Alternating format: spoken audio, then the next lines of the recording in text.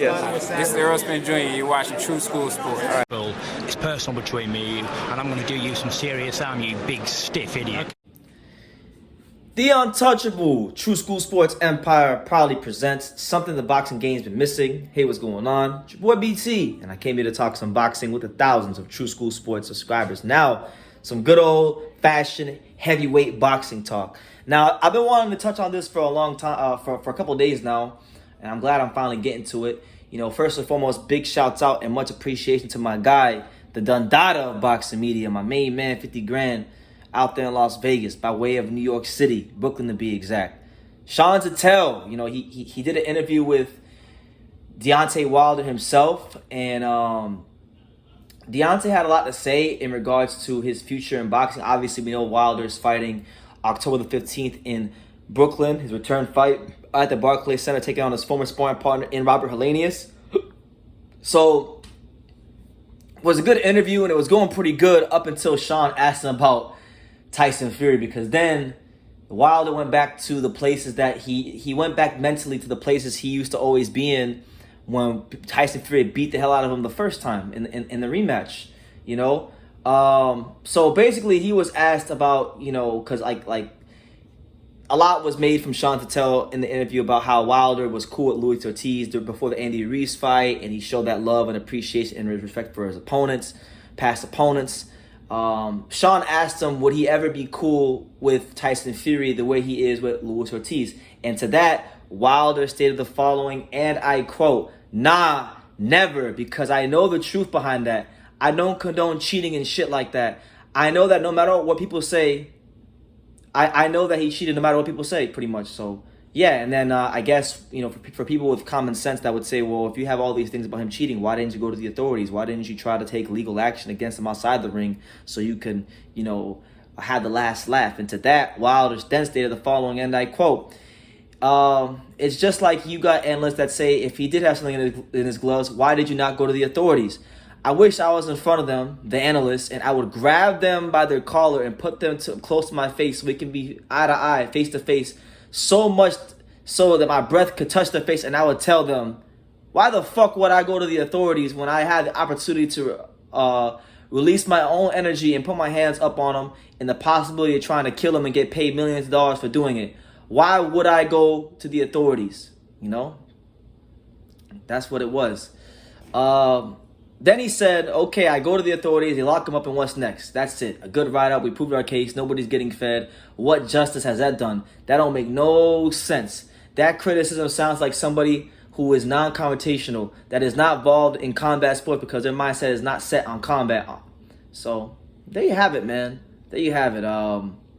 He also talked about, you know, wanting to fight him a fourth time. And mind you guys, some people may not want to hear this, but it's the truth. There is a possibility, albeit a slim one, that there could be a fourth Fury Wilder fight, because for those that know, for those that don't know, the Andy Ruiz Luis Ortiz fight was a WBC semi-eliminator, which means that and the Wilder Helenius fight's also, I guess, a semi-eliminator. So then that would mean that the winner of Wilder versus Helenius will fight Andy Ruiz in a WBC final eliminator, to which they could fight the WBC champion, which just so happens to be Tyson Fury. So, if Wilder could just do so much as win the Helenius fight and win the fight after that he'll more than likely have next to Andy Ruiz, that means that if Tyson Fury is there when the smoke clears on his end, that there is a direct pathway to a fourth Tyson Fury fight. Now, do I want to see it for the fourth time?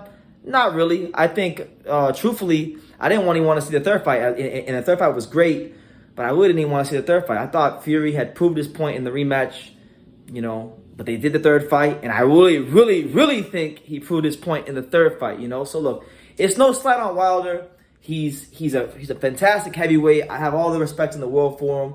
He's just not as good as Tyson Fury, and I think that he needs to get to a place in his life where he just says, look, Tyson Fury was the better man on the night.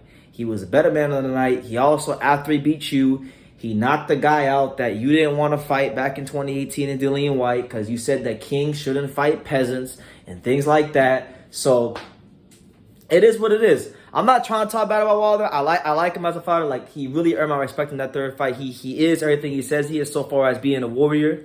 You know, he said that he wanted to go out on his shield, and boy, did he ever. So, again, I know in the past when I've gone back and forth with Wilder fans, I've said a lot of things that may come off as hate, but I've always made it a point to say I don't hate Deontay Wilder. And in fact, I'm going to tell you guys a little something because I don't tell you guys everything when it happens, but I actually met Deontay Wilder myself like 3 weeks ago. I met him 3 weeks ago in LA at a charity basketball game. And me and him had maybe like a 10 to 15 minute conversation about boxing, about life. And he actually dropped some gems on me about the boxing business and things that go on and things that he's very passionate about. And I actually came away with a lot of respect for Deontay Wilder so far as like the man that he is. When it comes to the things that he's passionate about in boxing, you know, he's very passionate about fighters not getting screwed over. He's very passionate about, you know, fighters being aware and cognizant of what these promoters can and will do to them by exploiting them in the boxing game. You know, so a lot of the things we talked about God. You know, I asked him about how his relationship with God was. I didn't go on there to interview him. I actually wanted to talk to him and get to know Deontay Wilder, the man, and see what he's really like, because you can hear a lot of things about people. You could see a lot of things on TV, but to talk to him in the setting that we were in, it was a rare experience to get to know someone. We talked about a mutual friend of ours. You know, he was one of Isaac Chamberlain's sparring partners way back when. Isaac Chamberlain, you know, shout out to my boy Isaac over there on the magazine.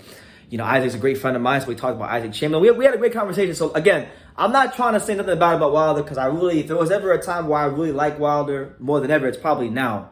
But Tyson Fury is better than him. He's better than him. He's proved it on 2 occasions, fair and square. I know he's saying it wasn't fair and square, but guess what? If it wasn't fair, the second fight, if I want to just go with the Wilder fans, right? Let's just say I go with the Wilder fans and I say, okay, the referee didn't count quick enough, so he got screwed in the first fight. Wilder should have knocked out the first fight. The second fight, let's just say Tyson Fury did cheat, all right? Okay, so that would mean that it would have been Wilder had 0 wins, 1 draw, 1 loss against Fury going into the third fight. To me, where all the excuses should have went out the door was when they allowed Deontay Wilder to wear the Everlast MX gloves, because that was a big thing that the LDBC and a lot of Wilder fans made a big deal about. They made a big deal about how Wilder had a chance to wear his Everlast MX gloves, and now he's going to get even, and he's going to fight fire with fire, and it still didn't matter because Tyson Fury is just better than him. Tyson Fury is a better boxer than him. Tyson Fury is a better puncher than him, and I said it. Yes, sir, I said it. Tyson Fury is a better puncher than Deontay Wilder. Because guess what? They fought fire with fire, and Tyson Fury's fire just burned a little bit hotter. So live with that. Live with that truth, Wilder fans. Live with that truth.